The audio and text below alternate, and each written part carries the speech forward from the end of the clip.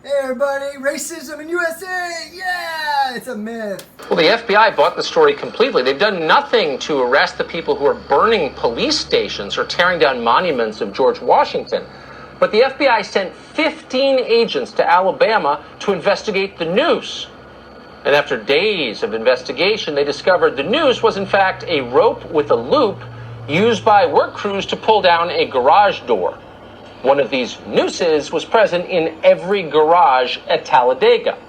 Once again, authorities rushed in to believe an absurd story because it could be used to advance a political agenda. Racist! Horace Cooper is author of the book, How Trump is Making Black America Great Again, and he joins us tonight. Horace Cooper, thanks so much for coming on. I'm amazed most of all by the response from the authorities, the people in positions of power in law enforcement, in politics. Why did they react as they did? We're all under this grand delusion that racism is running rampant in America. When I was just a little kid, my grandmother told me the story about the emperor that had no clothes. You may remember this story. As my grandmother ended the story, she explained the emperor was walking around, as she said, buck naked.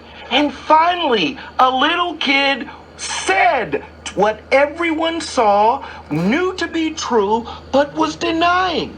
Well, I've got my own truth bomb. America isn't a racist country. In fact, racism is so hard to find, you have to create these circumstances in order to find one. You remember that guy in Chicago? Hard to find, you have to create these circumstances to find. In fact, racism is so hard to find. Racism is so hard to find, you have to create these circumstances in order to find one. You remember that guy in Chicago? He had to hire foreigners to do the racism that America just won't do.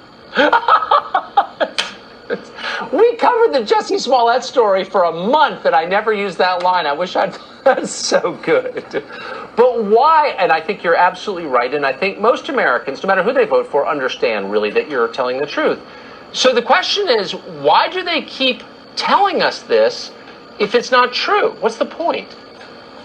Well, part of the problem is it feeds a narrative that some people who sustain themselves politically, it feeds a narrative that they are empowered by solving. We come to rescue you from the big boogeyman racist. I've got another truth bomb. Whether you're black, white, brown, gay, straight, male, female, all Americans occasionally find they have struggles and setbacks. But because of this narrative, only a few groups are allowed to experience their struggles and their setbacks and their difficulties. But what that has done is it has divided the rest of America. The rest of America who has a difficulty, who has a struggle. It's not racism. It's not bigotry. America is an amazing place. But as our economy has changed, our elites haven't responded to those changes, and they tell poor people, mostly white, too bad for you. Because those people don't vote for them. They're never calling the residents of Santa Monica or Cambridge, Mass. racist because they're reliable voters. Horace Cooper, that was great. Thank you so much for coming on tonight. I appreciate it.